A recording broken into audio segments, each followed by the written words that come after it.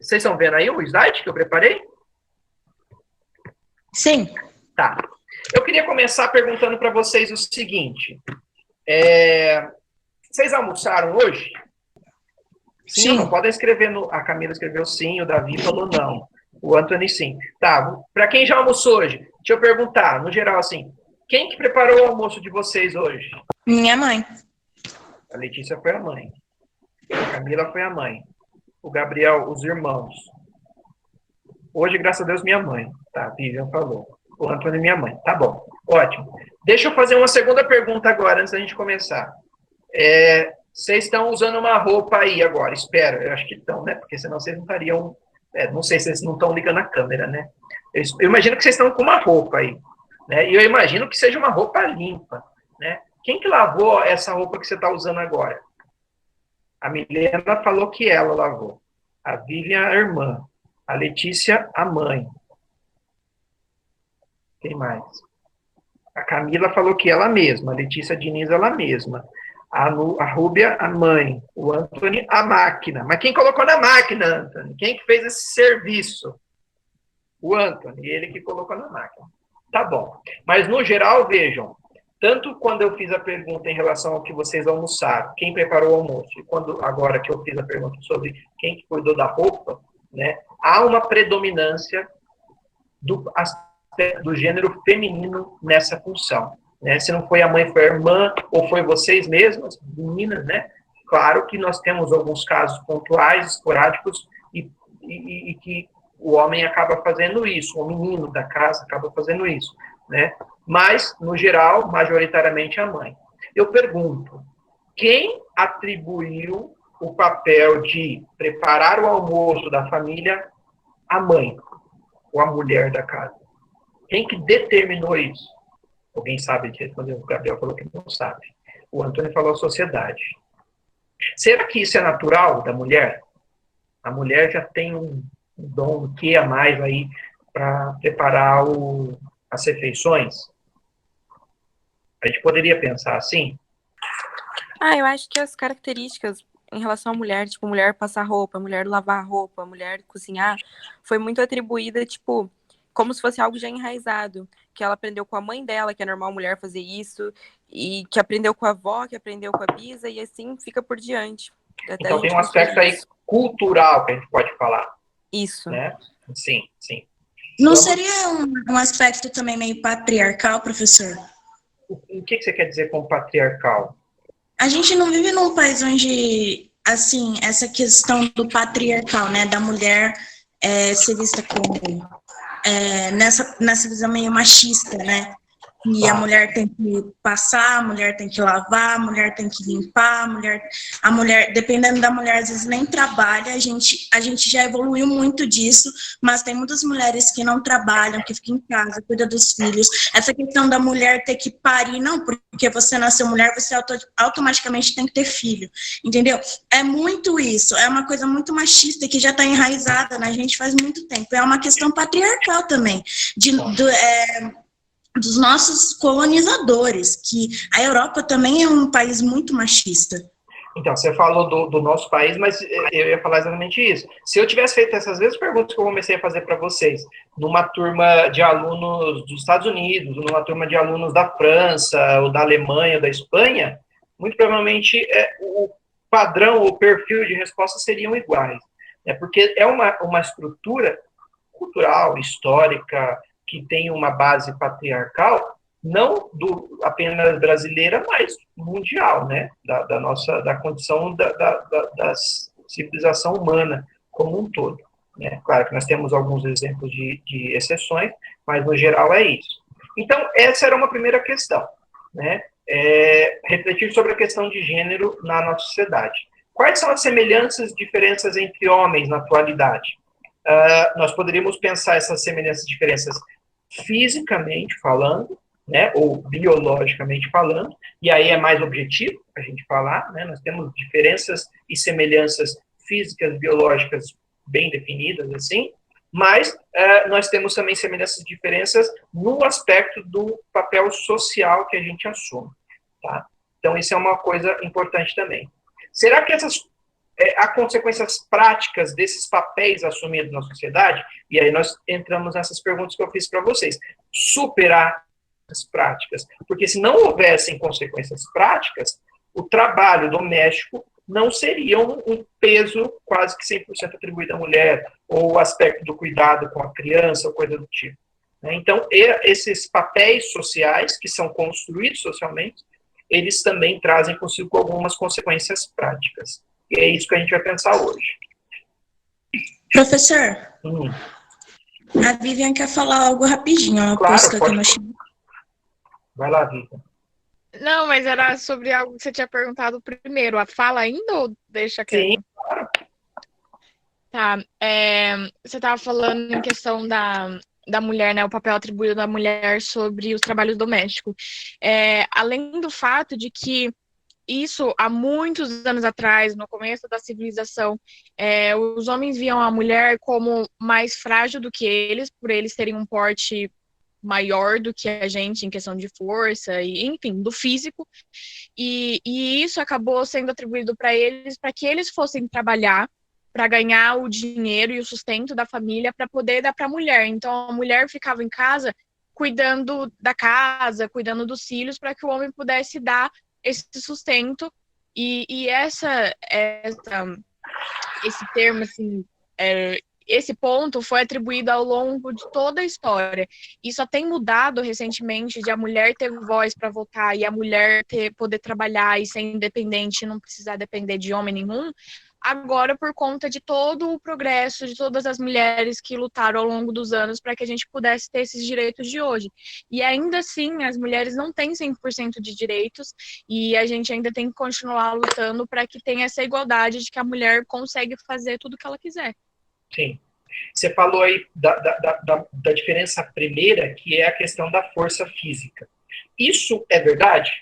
De fato, os homens têm mais força física do que as mulheres? Sim. O Antônio falou o quê? Foi a Milena que falou que sim, professor. Sim. Eu. Tá. Então, sim, é até uma questão hormonal ou biológica. O homem acaba tendo uma força maior física do que a mulher. Agora, a questão e a decisão de que é o homem que vai sair para caçar, ou é o homem que vai sair para trabalhar e a mulher vai ficar em casa cuidando da prole ou cuidando dos afazeres domésticos, isso é uma atribuição, é uma construção social, não é natural. A mulher não nasceu sabendo cuidar dos afazeres domésticos, assim como o homem não nasceu sabendo trabalhar ou caçar. Ele aprendeu. Sim.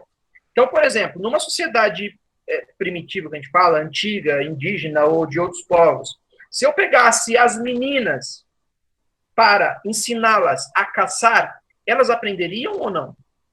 Aprenderiam. Do mesmo jeito que os meninos aprendiam. Do mesmo jeito que os meninos aprendiam. Né? E talvez tivessem até desenvolvido outras técnicas que cobrassem mais do cérebro do que da força física, porque a elas faltaria a força física. Então, elas teriam que pensar em outras maneiras capazes de fazer essa caça que não fosse dependendo da força física. Então, veja, essa função, ou essa atribuição do homem a trabalhar, da mulher ficar em tal lugar e tal, isso é uma construção social. Agora, claro que é com base, ou é em decorrência dessa diferença antes biológica ou física, que é a questão da força. Tá? Mas são duas coisas diferentes. E isso traz muitas consequências. Tudo certo que a Vivian falou, exatamente essa leitura. Tá? Os papéis assumidos por homens e mulheres sempre foram os mesmos? Não, eles foram mudando. Né? E ainda bem que foram mudando, né? Mas ainda tem muito a mudar. A gente vai trazer alguns exemplos hoje para vocês. É possível observar mudanças no decorrer da história? Super. Né? Vocês falaram aí, por exemplo, 2 vezes, a Vivian e a Letícia, sobre a questão do voto. Né? E eu estava tendo uma aula quadri semana passada com a primeira série sobre democracia em Atenas, e sociedade ateniense, por mais inovadora que fosse, né, a primeira democracia que surgiu, os cidadãos eram os homens, né, maiores de 18, maiores de 21, filhos de pais atenienses também que não fossem estrangeiros e nem escravos. Então, as mulheres não tinham espaço na democracia ateniense. Né? E no Brasil, uma curiosidade, as mulheres só foram a poder votar a partir da Constituição de 1932. né? Elas só passam a votar de fato, ter o direito de voto, em 1934, na eleição de 34. Isso só era possível livremente para as mulheres solteiras e para as mulheres viúvas. As mulheres casadas, em 1934, a minha avó já era uma jovem mulher, porque minha avó nasceu em 1912, falecida já, mas ela nasceu em 1912. Então, minha avó era jovem mulher. As mulheres casadas em 34 só podiam votar se o marido assinasse uma autorização. Então, isso é o que a gente chama de sufrágio, né, feminino, né, a possibilidade dos votos. Mas outras consequências, não só a questão do voto, mas outras consequências políticas também aconteceram. Tá? A reflexão filosófica a partir dessas e de outras questões pode nos ajudar a pensar sobre uma nova perspectiva, sobretudo considerando os movimentos de emancipação das mulheres. Esse aprofundamento é importante para o exercício da cidadania, especialmente para evitarmos o risco de promover e reafirmar desigualdades entre os gêneros. Tá? E aí eu trouxe um primeiro texto aí sobre a questão da filosofia e gênero, mas que eu não vou ler porque vai acabar tomando muito tempo. Eu vou disponibilizar esse slide para vocês. Mas ele vai falar um pouco exatamente sobre essa estrutura de preconceito ou de segregação do gênero feminino, inclusive dentro da própria filosofia, certo? A gente está 2 anos trabalhando em filosofia, eu estou dando aula para vocês de filosofia já há 2 anos, e se vocês puxarem na memória, se eu falei de 1 ou 2 filósofas mulheres para vocês, foi muito. Foi muito, certo? Eu lembro que eu já citei nesse bimestre, já quando eu comecei a falar sobre o envelhecimento, uma filósofa, a Simone de Beauvoir, certo? E eu, no ano passado, cheguei a citar um pouco a Hipátia de Alexandria, que foi uma outra filósofa. Mas, fora essas, eu não me recordo de nenhuma outra. Isso é porque não houveram filósofas ao longo da história? Não, sempre existiram, né? A questão é o papel atribuído, o espaço dado a elas para serem vistas, serem assumidas e reconhecidas como pensadoras, né? Então, isso já vem há muito tempo. E há, na filosofia, no pensamento de vários filósofos importantes, essa leitura ainda limitada em relação ao papel das mulheres, certo? Vários são os filósofos que têm essa leitura preconceituosa em relação às mulheres, porque eles falam de um lugar, de um momento histórico, que traz consigo esse momento histórico, esses preconceitos. A Letícia está perguntando aqui, o caso das mães solteiras, isso em relação ao voto, Letícia? Não, professor, isso em relação a tudo, sabe? Tipo, elas terem que assumir esse papel, sendo que o homem também tem importância nisso, entendeu? Fazer essa, sei lá, até quádrupla jornada, né, de chegar em casa, cuidar do filho, e ainda cuidar do trabalho. Hoje em dia, no Brasil, é muito, no mundo em si, é muito triste quando a gente vê que toda a culpa, talvez até da mulher dela ter engravidado, é dela, sabe? Não é do homem, entendeu? Porque despertou fogo muito cedo. Essa leitura que você acabou, de uma maneira, assim, sem querer, você falou, né, de culpa sobre a gravidez, ela é exatamente, então, mas ela é exatamente construída a partir do olhar do homem, né? A gravidez, quando não desejada, por uma menina jovem e tudo mais, é assumido como uma punição à menina. Por quê? Porque ela quis abrir as pernas. É basicamente isso que fazem a leitura, né? E desconsideram, primeiro, a condição da falta de orientação, muitas vezes, né? A condição da falta de uma estrutura familiar e a condição da persuasão do menino que teve parte nesse processo sexual, né? Porque o sexo não foi sozinho, né? Pelo menos para gerar a gravidez não pode ser sozinho, né? Então, isso é desconsiderado, né? E a leitura da gravidez como culpa é também um resultado de uma leitura machista que atribui a gravidez como uma punição à menina que quis sentir prazer pela relação sexual, né? O homem que quer ter uma relação sexual e sentir prazer, ele é o garanhão, ele é o fodão, né? Agora, a mulher, ela é a puta, ela é a vagabunda, né? Então, esse é um problema sério e que tem consequências na questão de uma sociedade machista. Eu não sei se isso tinha a ver, professor, mas eu achei interessante perguntar sobre a gravidez e tal. Eu não sei se tinha a ver com o nosso assunto. Não, claro, tem super a ver. Isso vai de conta, inclusive, com o debate com a questão do aborto, né? Que eu já trabalhei bastante com o ano passado com uma eletiva, mas que no próximo bimestre, quando a gente estiver trabalhando bioética, com a segunda série, também vai voltar a ser algo das nossas discussões aqui. Tá? Enfim, então, na filosofia, nós temos vários pensadores que carregam essa leitura negativa em relação às mulheres. O Rousseau, por exemplo, é um filósofo iluminista, né, um filósofo contratualista do resultado da Revolução Francesa.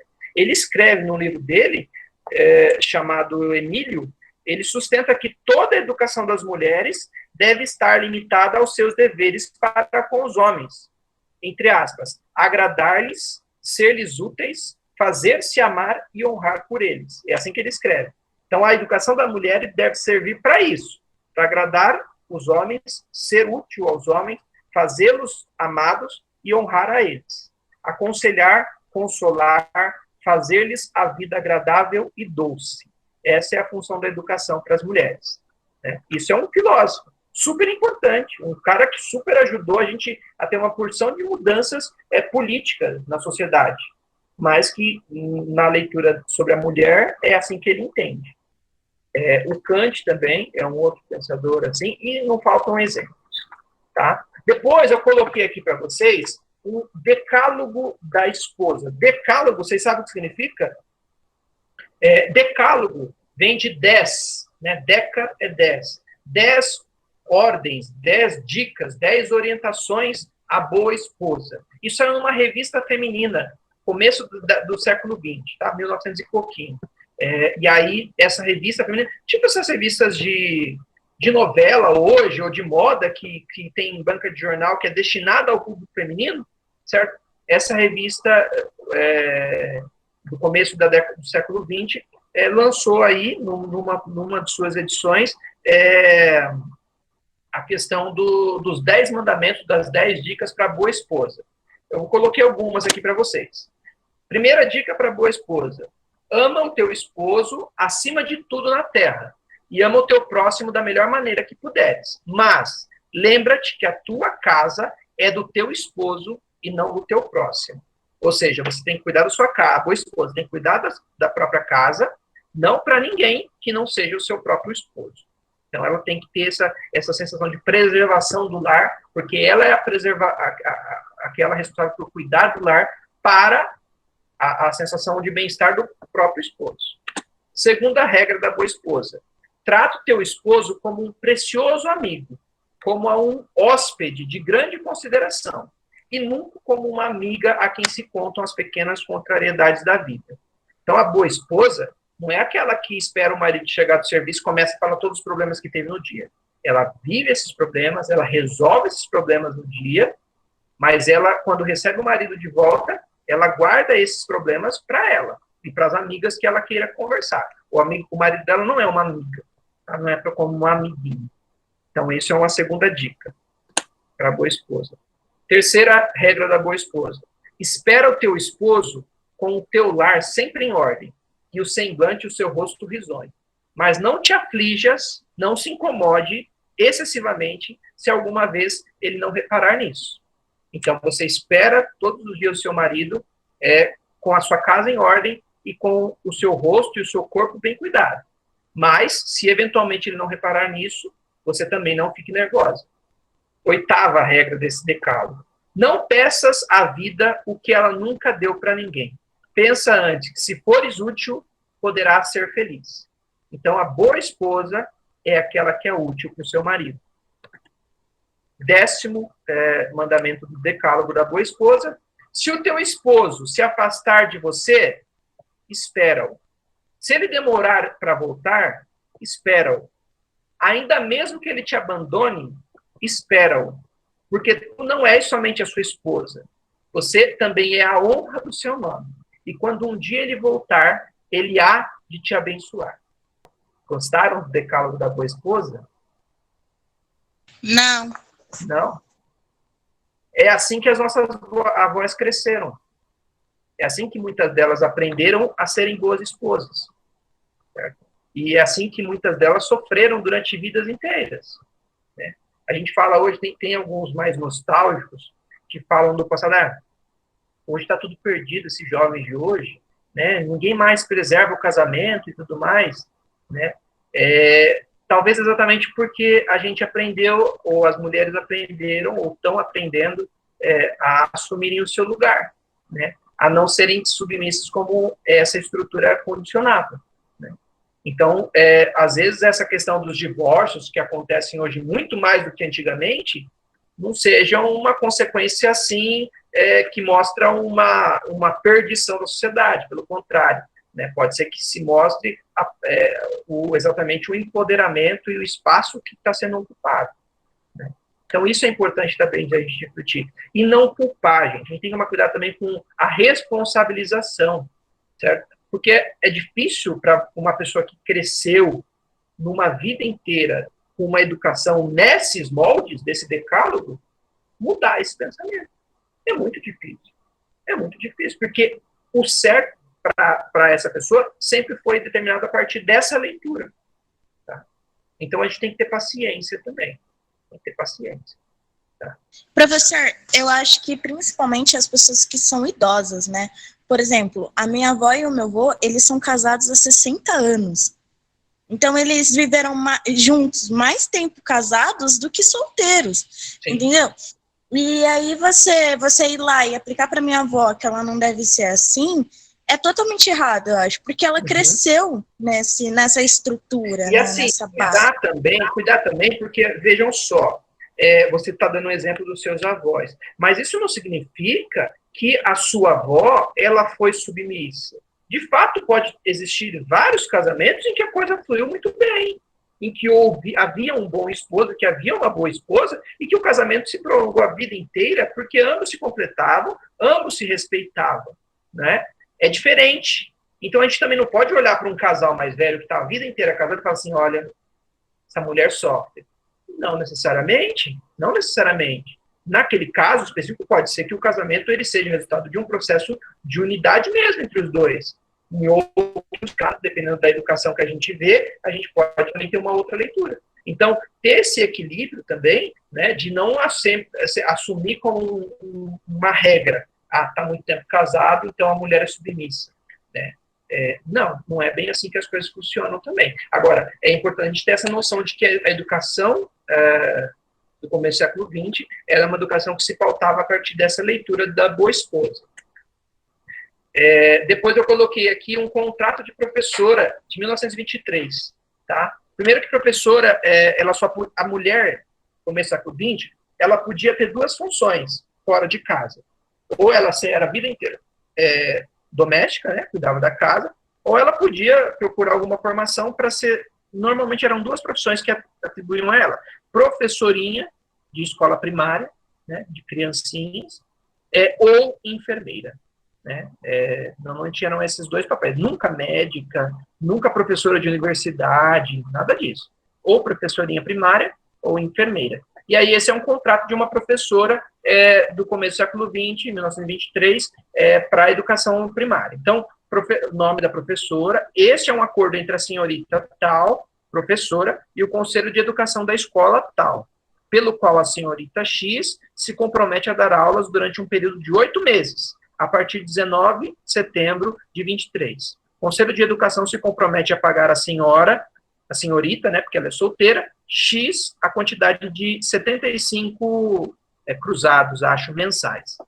A senhorita se compromete e aí tem as regras do contrato para essa professora. Primeiro, não se casar. Este contrato ficará automaticamente anulado e sem efeito se a professora se casar. 2, não andar na companhia de homens. Então, essa professora assinando o contrato não poderia andar na rua na companhia de homens, porque ela é solteira, né, a não ser o seu pai ou algum dos seus irmãos. 3, ficar em sua casa entre as 8 horas da noite e as 6 horas da manhã, a não ser que seja para atender a uma função escolar.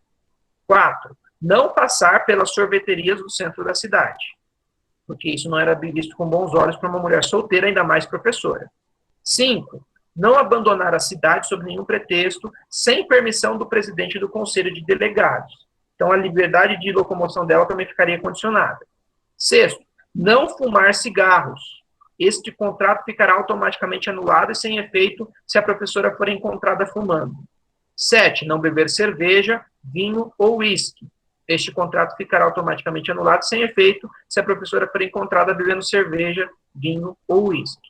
8. Não viajar em carruagem ou automóvel com qualquer homem, exceto seu irmão ou seu pai. Então, a professora que queria um contrato de emprego tinha que sujeitar todas essas regras para ter o contrato. E no verso, quando era casada o marido, quando era solteira o pai, assinava, independente da idade da mulher, assinava uma autorização. Então, eu coloquei do ladinho o verso de um contrato. Autorizo minha mulher a assinar o presente contrato e assumir as obrigações nele estipuladas. Então, quem autorizava o contrato era o homem. Então, essa é uma estrutura, essa é a base do processo de formação que a gente tem. Beleza? Coloquei um textinho aqui que é super importante. Uma das primeiras pensadoras que trabalha, desenvolve isso, assim como também foi na questão do envelhecimento, é a Simone de Beauvoir. Ela escreve um livro chamado Segundo Sexo, onde ela, de fato, apresenta essa leitura crítica em relação a esses papéis sociais atribuídos à mulher. E ela é famosa por uma frase que caiu, inclusive, no vestibulares há 2 anos atrás, aqui no Brasil, da Unicamp, e que causou maior rebuliço. A Simone escreve no livro dela, Segundo Sexo, ela fala assim: nenhuma mulher nasce mulher, torna-se mulher. Né? E aí, o que ela quer dizer com isso? Ela quer dizer que o papel feminino na sociedade hoje é um papel social e construído. Não é uma coisa dada como natural. Nós nascemos, a mulher nasce assim. É uma construção social. Né? Por isso que para ela nenhuma mulher nasce mulher, torna-se mulher, nesse molde da marca social. Tá? Depois vocês leem com mais atenção, com mais calma, esse fragmento. Simone de Beauvoir, essa mulher aí, ela é uma das mães, assim, do movimento feminista e dessa luta por emancipação da mulher na sociedade. Tá? Depois também vocês podem ler um pouquinho melhor sobre ela. Essa frase dela. Veja só, é exatamente a crítica que ela faz em relação aos papéis da mulher. Ela diz assim, Davi, nenhuma mulher nasce mulher, torna-se mulher. Ela não está falando da questão biológica, certo? E aí a leitura dos ignorantes. A Câmara de Vereadores de Campinas, quando leram o vestibular com essa pergunta da Simone, nunca tinham lido a Simone de Beauvoir, nunca tinham lido a filósofa.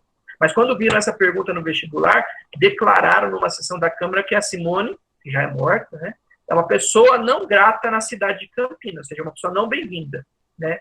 Porque não entendem, não são capazes de entender a complexidade do pensamento dessa mulher. Quando ela diz nenhuma mulher nasce mulher, torna-se mulher, ela está dizendo que essa estrutura do espaço e do papel feminino na sociedade pode e deve ser mudado, porque não é natural, porque não é que nasceu assim, porque foi uma construção atribuída a ela, socialmente falando. Né? Então, é uma crítica importante que ela faz. Para pensar, conforme sua experiência de vida na infância, há tratamentos diferentes dados às meninas e aos meninos? Quem aqui tem irmão ou irmã? Gêneros diferentes, assim. Eu. Vocês sentem diferenças nos tratamentos? Função de casa, por É uma exemplo. coisa, vê outra. Função Eu de casa. particularmente vejo que tem uma diferença. Tem diferença? Por exemplo. Particularmente, a minha irmã acaba fazendo mais coisa que a gente. Mas, tipo, a gente tenta ajudar mais o suficiente. Tá. Mas olha só como que você pontuou, Gabriel. Eu entendo isso, mas a gente tenta ajudar, né? E assim, eu tô falando, gente, mas eu tô falando sem propriedade nenhuma, porque eu vivo isso também em casa. Pra mim é muito difícil. E na maioria das vezes eu me pego reproduzindo a mesma coisa. Eu e Bruna, às vezes, briga aqui por conta de quem vai fazer a janta. E eu acho horrível fazer janta. E eu não gosto de fazer janta. E eu fico o dia inteiro trabalhando com as coisas da escola. Mas eu não posso entender, por mais fisicamente que seja, eu não posso entender que é uma atribuição dela fazer janta. Né? E aí nós temos alguns conflitos por isso. Né? E aí a mesma coisa, quando o Gabriel falou ajudar, né? É quando o homem fala, eu ajudo a minha mulher. né? A limpar a casa, a lavar a louça, a lavar a roupa. Se você ajuda, você está dizendo que não é uma sua função. Você só está ajudando, né? E a função é de quem? É da mulher. Então, está subentendido nessa leitura de que da ajuda do homem que a função primeira ainda é da mulher, né? Mas, assim, não é culpa de ninguém. Isso é o peso social que nós temos. A Milena está dizendo que o irmão dela pode sair mais, tem que dar menos explicação, não tem de ajudar em casa. Pois é, então. Pois é. E a culpa é dos pais de vocês? Não. Não, porque também no processo de formação deles é assim que se aprendeu. Então, quebrar isso é um processo difícil. Por isso que a educação é importante. Por isso que a educação é importante. Porque se a partir do momento que vocês, no fundamental e no médio, estão pensando, estão refletindo sobre isso, e não só as meninas, não só as meninas. Por isso que a aula tem que ser para todo mundo, né? O menino, ao escutar essa leitura, ao pensar assim também, claro, e com certeza isso vai ficar alguma coisa marcada para quando vocês tiverem filhos, vocês mudarem o processo de formação e de educação deles. E aí essa mudança começa a acontecer. Muito lentamente, mas começa a acontecer. Nós já somos resultados disso, né? Nós já somos resultados disso. Eu imagino que, salvo raríssimas exceções, nenhum dos pais das meninas aqui da aula hoje chegam a dizer que a menina não vai trabalhar, quando ela vai ter que casar e cuidar da casa do marido. Eu imagino, eu espero que nenhum pai tenha essa leitura, mas pelo contrário. Para mandar vocês para a escola, inclusive, a leitura deles é que vocês tenham uma profissão boa e que sejam capazes de se sustentar e de se manter independente de qualquer outra pessoa na vida de vocês. Isso já é uma mudança. Isso já é uma mudança. Porque se a gente pega o começo do século XX, o que o pai fazia ou tinha que fazer? Oferecer a mão da filha dele com um dote para um marido, para um homem. Para um homem. E entender e aceitar que a filha dele estaria condenada a viver na casa, cuidando da casa, sem poder trabalhar e se sustentando pelo trabalho daquele homem que ele está oferecendo à filha dele. Então, essa mudança já aconteceu. Professor. Oi. Posso fazer uma pergunta? Claro. Aqui em casa vive eu, minha mãe, minha irmã e meu padrasto. E às vezes, assim, eu acho que só porque existe 3 mulheres dentro de casa, que a gente tem a obrigação de fazer todo o dever de casa, tipo, limpar, passar, cozinhar, e tipo assim, e não é atribuído muito a ele, sabe? Isso é uma coisa que vem dos nossos costumes, ou é uma coisa que vem dos costumes dele? Porque a gente já está atribuído a esse serviço, entendeu? É de ambos, é de ambos. Na convivência, é exatamente o pensamento de todo mundo que convive e que converge, e que tem que entrar num acordo. Veja só, você tem que ponderar, na verdade o ideal é que se pondere as funções de cada um, né? Mas não é uma função por ser homem, por ser mulher, é a função de acordo com aquilo que nós temos na nossa realidade prática, certo? Então, por exemplo, mora um casal, né? Esse casal, o homem trabalha 5 horas e a mulher trabalha 8 horas por dia, certo? É natural que algumas funções a mais na casa fiquem para esse homem, ou deveria ser natural. Por quê? Porque ele trabalha menos fora de casa do que a mulher, certo? Agora, o contrário também poderia acontecer. Esse homem trabalha 8 horas e essa mulher trabalha 5 horas. Vai ficar algumas coisas a mais da casa para essa mulher, não porque ela é mulher, porque ela trabalha 5 horas e esse homem trabalha 8. Né? Então, esse acordo, esses combinados, eles têm que ser feitos de acordo com essa realidade da família. Mas isso não pode ser determinado por ser homem ou por ser mulher. É essa a diferença. A coisa das contas, mesma coisa. Né? Eu e Bruna trabalhamos. Né? Ganhamos o nosso dinheiro. Né? As contas da casa são nossas contas. Né? A diferença qual é? E isso é uma diferença, inclusive, em função da estrutura de sociedade machista. Eu ganho mais do que a Bruna. Então, na hora de pagar as contas, eu não vou pagar tudo, mas eu vou pagar mais do que a Bruna. Por quê? Porque os salários são diferentes. Os salários são diferentes. Só isso. Então, esses combinados, essas regras de convivência familiares devem ser estabelecidos pela família, por todo mundo que está ali convivendo, mas não em função de ser homem ou ser mulher. Entende?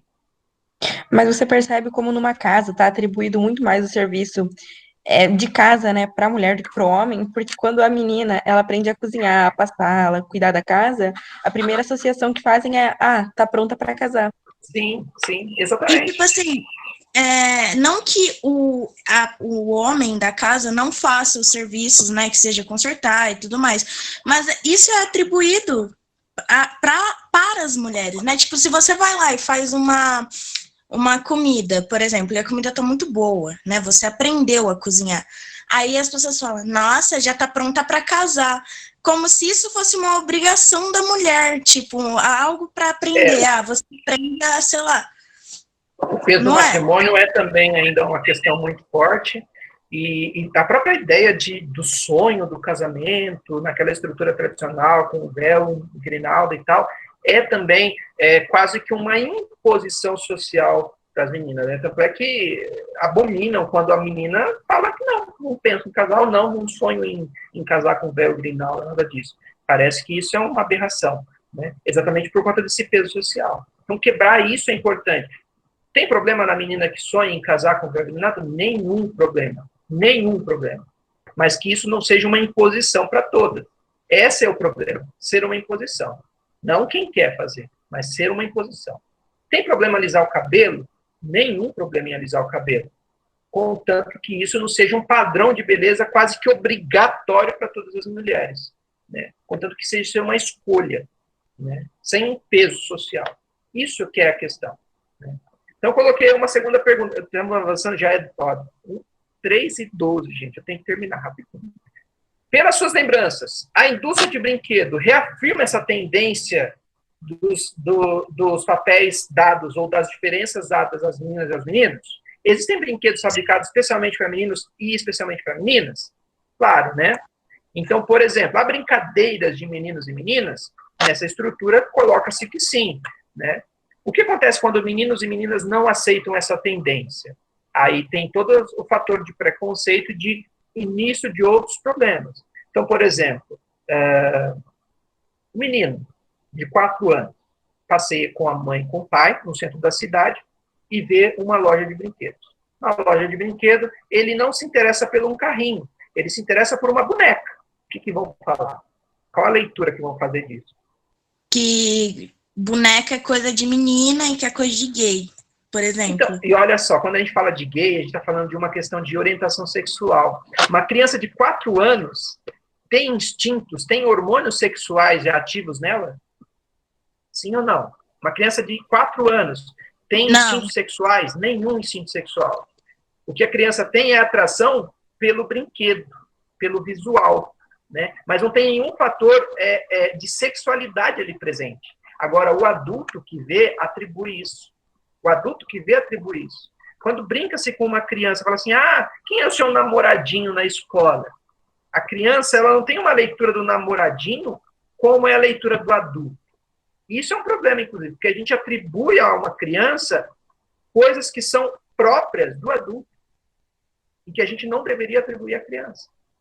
A criança não tem ainda essa dimensão sexual, a criança não tem ainda essa dimensão de atração sexual por outra pessoa, nem de relacionamento, como a gente fala, de namoro e tal. Na idade de vocês já tem, né? Vocês já se pegam, vocês já se beijam, vocês já estabelecem vínculos dessa forma. Na idade de vocês. Mas a criança não. Agora, muitas leituras de adultos fazem. Né? Os adultos atribuem isso. Eu dei uma bugada. Coloquei assim, brinquedos infantis, meninas. Né? Primeiro, menino. Brinquedos infantis, meninos. O Google mostra essa primeira tela que o Google mostra. Vocês conseguem ver aí? Sim. O que vocês conseguem ver de brinquedo? Carrinho, Transformers. Essa primeira aqui, ó, vocês sabem o que é? É um negocinho de construção, não é? Uma mesa de ferramenta. Serrote, martelo, chave de fenda, uma mesa de ferramenta. Aí nós temos carrinhos, aí nós temos Beyblade, nós temos Transformers. Transformers. É tudo azul e vermelho. a cor também. Nós temos equipamentos de médico, nós temos carro, né? E, enfim, avião, né? Isso é brinquedo de menino. E aí, quando a gente faz o contrário para meninas, a primeira página do Google é essa. O que vocês veem? Coisas domésticas, tipo fogão, pia, Geladeira, cozinha, berço, coisas de beleza, né? Boneca, tem até uma guitarra ali, um kit de faxina que tem uma vassourinha, um rodo e uma pazinha aqui embaixo, né? Tem um único carrinho rosa que apareceu, né? Um carrinho de bebê tem, claro, mas de carrinho mesmo só um carrinho rosa aqui embaixo. É basicamente isso que aparece, né? O que isso tem a ver com o papel social?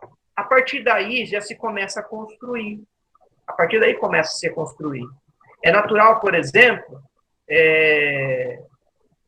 que entre dois irmãos com uma diferença de idade de 2 anos, às vezes, até mesmo quando a menina é mais velha, 2 anos do que o menino, o pai paga a carteira de habilitação para o menino que faz 18 anos e a menina que tem 20 não tem carteira de habilitação.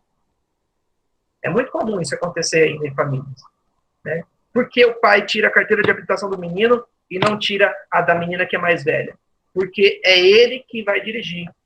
É ele que vai dirigir. Então, assim, para a gente entender, gente, não estou falando que eu vou ter um filho menino e eu vou passar a dar boneca para ele. Não é essa a questão. Eu estou dizendo que esses papéis sociais já são construídos já desde a tenra infância. Desde a tenra infância. Tá? Quando a gente dá cozinha para uma cozinha de brinquedo para a menina, ela já está ali se habituando a fazer aquilo que talvez vai ser o papel que ela vai precisar ocupar, às vezes até de maneira sobrecarregada, porque ela vai agora trabalhar fora de casa, vai providenciar o dinheiro para dentro de casa e vai chegar em casa e ainda vai ter que cuidar dos afazeres domésticos. Começa a somar ainda mais. Nesse momento de quarentena, de pandemia, mais ainda a gente vê isso. Então, escola sem machismo, esse é um tópico importante da gente reforçar. Tem aí uma chargezinha, né? Pai, o que é o machismo? A menina está perguntando. A menina fala, machismo é a ilusão que algumas pessoas têm de que... A menina fala, não se mete, filho. Isso é papo de homem, né? Então, é exatamente a manutenção dessa estrutura machista. Né? Papo de homem, papo de mulher. Né?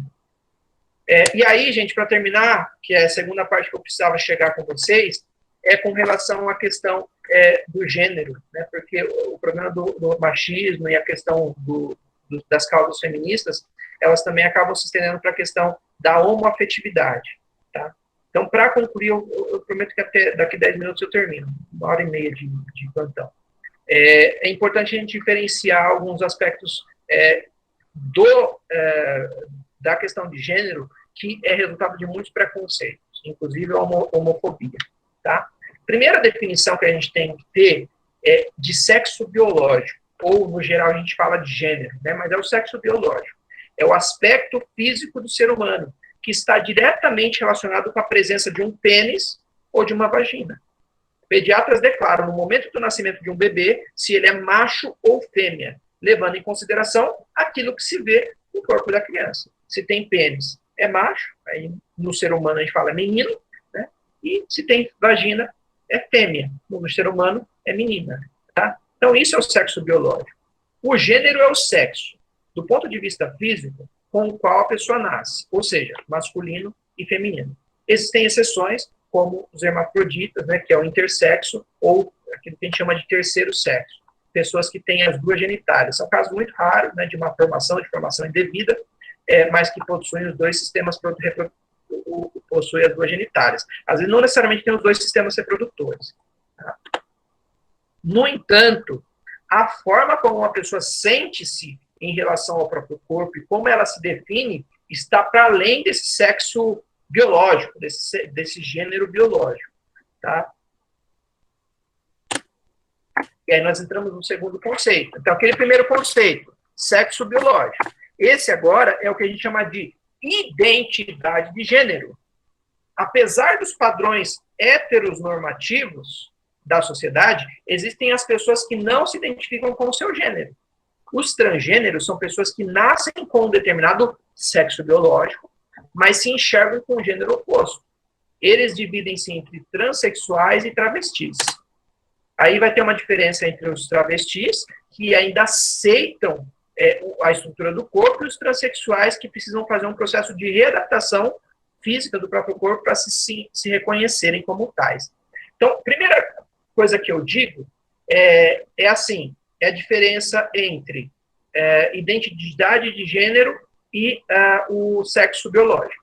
Biológico é a maneira, o que é determinado pela genitália, né, pela sua estrutura de corpo, e identidade de gênero é a maneira como você se vê.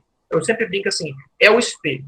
Identidade de gênero é o espelho, é como que você se entende. E isso está ligado muito mais ao cérebro, à cabeça, a maneira como a gente compreende a nossa identidade. Eu sou o Rafael, certo? Eu me entendo assim. Uma pessoa que é transgênero, ela nasce num corpo, às vezes, de menino, né? Mas o cérebro dela, o pensamento dela, a maneira como ela se entende, isso não é uma construção, tá, gente? Isso é desde da base, desde da infância. Também tem traços culturais, mas é desde a infância. É diferente, ela se entende como uma mulher. Então, ela nasce num corpo de menino, ela recebe o nome, porque os pais dão o nome de menino, porque o médico identificou que ela tem um órgão sexual masculino, né? Mas ela, ao longo da vida, ela vai se entendendo como uma pessoa que está no corpo errado. Fala sempre assim, né? Está no corpo errado, porque a identidade dela é feminina, né? Então, a mulher trans. E o terceiro conceito importante, a orientação sexual. É outra coisa, bem diferente da identidade de gênero. Orientação sexual, antes falava de opção sexual, não é opção, é orientação, né? Não tem absolutamente nada a ver com os termos anteriores, de sexo biológico e de identidade de gênero. Mas ainda assim acaba sendo confundido com eles. Orientação sexual é como uma pessoa compreende e direciona o seu desejo sexual. Se é por um homem, se é por uma mulher, se é por ambos, ou se é por outras identidades de gênero. Então, isso é orientação sexual. Pode falar. Você pode explicar de novo sobre identidade? Porque a minha sobrinha estava chorando e eu não consegui escutar direito. Identidade, eu vou brincar assim. Diferença entre identidade e orientação. Identidade, você se olhando no espelho. Como que você se entende, como que você se vê no espelho. Orientação sexual, você olhando para outra pessoa. Qual é a atração que você sente pela outra pessoa? Certo? Isso é orientação sexual. Se me atrai uma pessoa que tem um sexo diferente, biológico diferente do meu, eu sou do sexo biológico masculino, e eu sinto atração por uma pessoa que tem um sexo biológico feminino, isso entra como uma orientação heterossexual. Por quê? Porque eu me atraio pelo diferente do meu, pelo sexo diferente do meu. Se eu nasci no sexo biológico masculino, mas me atraio por uma pessoa que tem o mesmo sexo biológico também masculino, a minha orientação sexual vai ser uma orientação sexual homoafetiva, porque eu vou me identificar, vou me atrair sexualmente pelo mesmo gênero que o meu. Tá? Se eu me atraio pelos dois, a minha orientação é bissexual. Isso é atração sexual, a orientação de gênero, orientação sexual. Agora, a identidade é como que eu me vejo só. Né? É como que eu me vejo. Eu nasci homem, sexo, eu tenho pênis, meu pai me deu o nome de Rafael, minha mãe me deu o nome de Rafael, eu me olho no espelho e eu me entendo como Rafael, eu me vejo como Rafael.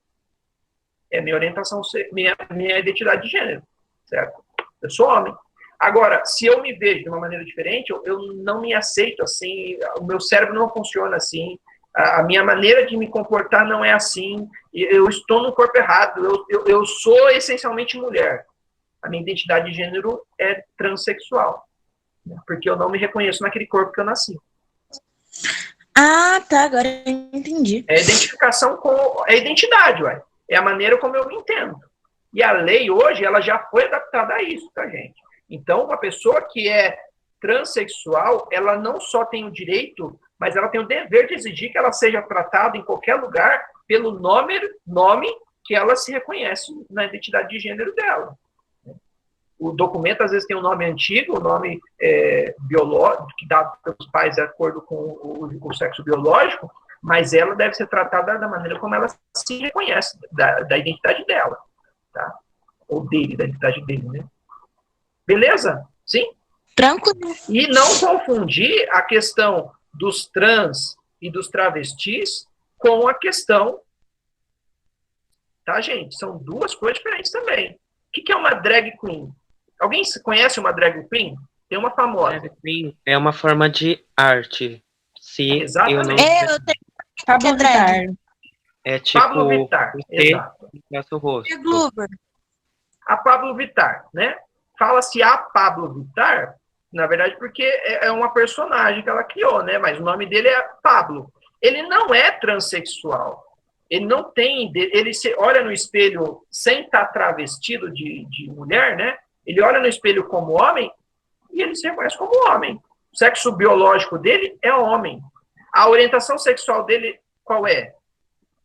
Alguém sabe? Eu não sei, ele é gay? Eu acho que ele é, não é? O Pablo é gay. A orientação sexual dele é gay, mas ele não é transexual. Ele é drag queen. Ele assume essa transição e essa mudança com peruca, coisa do tipo, como um aspecto artístico. Tá? Então é diferente também. Tem homens heterossexuais, ou seja, que sentem atração por mulheres, né, padrão normativo mais comum, mas que se travestem de drag queens. E são gays? Não necessariamente. Podem ser heterossexuais. Uhum. É importante falar isso. Por quê? Porque isso é base de muitos preconceitos. Muitos preconceitos. Né? É que agora eu não estou falando diretamente com vocês, eu estou vendo aqui o slide que eu estou apresentando. Mas em sala de aula, a primeira vez que a gente começa a falar isso numa sala muito cheia, a primeira coisa que começa são risadinhas, assim, no canto da boca. Né? Exatamente porque é uma condição ainda de muito tabu, de muito preconceito, de muita leitura fechada e ignorante sobre essa temática. Tá? Então, isso é importante da gente pensar. Pode ser bissexual também, Davi. Sim. Agora a questão assim, mas não é certo. Essa dimensão de certo e errado, gente, quando a gente trata de questão de gênero, de orientação sexual, aí ela traz consigo uma porção de pesos religiosos, né, de sociedade e tudo mais. Isso é uma construção que a gente pode até ter, sem problema nenhum, para nós, pessoalmente. Né? Mas para o coletivo ou como lei, não. Como lei, não. Então, eu não acho certo me relacionar com alguém do mesmo sexo que eu, porque a minha religião não me permite. Beleza. Não se relacione, porque a sua religião não te permite. Agora, o outro não tem nada a ver com você. Respeite. Respeite. Porque o outro não é obrigado a ter a mesma religião que você ou seguir os mesmos princípios, os mesmos preceitos que você. É a mesma coisa que a gente tem, às vezes, com preconceito em relação a relacionamentos abertos. Já ouviram falar de relacionamentos abertos? Uhum. Né? Poliamor e tal. Né? Casal que tem uma menina e 2 meninos, ou 2 meninas e 1 menino. Né? O problema está exatamente no casal, que é um homem e uma mulher, e que o homem sai escondido para ter relacionamentos fora do casamento. Esse é um problema, que ele faz escondido. Agora, um casal que moram 3 pessoas na mesma casa, se amam entre os 3, ninguém tem nada a ver com isso. É consensual. Né? É consensual. Então, a questão da orientação, depois vocês vão poder ler com mais tranquilidade isso, tá, gente? Apenas a título de curiosidade, a questão da homossexualidade, e não é homossexualismo, tá? O finalismo na palavra pressupõe uma patologia, como se fosse uma doença. Isso não é bom. A homossexualidade não é doença. Já foi tirada do CID, né, que é a classificação de doenças que existe internacionalmente, em 93. Até 93, a homossexualidade era vista pela sociedade médica, pelos cientistas, como uma doença. Não é mais. Tá? Avançamos nisso também. Então, é homossexualidade, não é homossexualismo, nem bissexualismo. Tá? E aí, resumindo essas diferenças aí que eu falei, tá aí, ó, papel de gênero, né, ou a identidade de gênero, tá no cérebro. O papel de gênero é a parte de fora, né. O sexo biológico é a genitária, né? E a orientação sexual é aquilo que te atrai no seu coraçãozinho aí, né? Aquilo que te traz mais vontade, prazer ou afeição. Essa imagenzinha aí resume e sintetiza bem tudo isso que eu estou falando. Beleza, Creuza? Olha, 1h30. Alguma dúvida? Não. Não? O pessoal do Escola Sem Partido vão me denunciar por apologia, e só faltou aqui eu apresentar para vocês o kit gay, que tanto se fala, que as escolas têm, né? Da próxima vez eu vou tentar trazer, tá? Não existe, infelizmente não existe. Como se a gente conseguisse doutrinar alguém para ter uma orientação sexual, né? Eu não consigo doutrinar vocês nem para aprender Bhaskara, né? Ou equação de segundo grau, né? Agora eu vou conseguir doutrinar para definir quem que vocês vão ter prazer ou atração sexual, né? Se é por homem ou se é por mulher. Enfim, assim que muitos pensam. Sobre o nosso tema do racismo, que foi a proposta de redação, eu indico também para vocês esse livrinho aqui, da Djamila Ribeiro, certo? Pequeno Manual Antirracista, vale a pena, só que tem que comprar, não tem na escola, é um lançamento recente, mas eu vou ver também, estou começando a ler, e aí assim que eu tiver umas seleções, eu vou ver se eu digitalizo alguma partezinha para a gente usar. E obrigado pela atenção, obrigado pela paciência e por terem ficado até agora, tá bom? Um abração aí para vocês. E dúvidas me escrevam.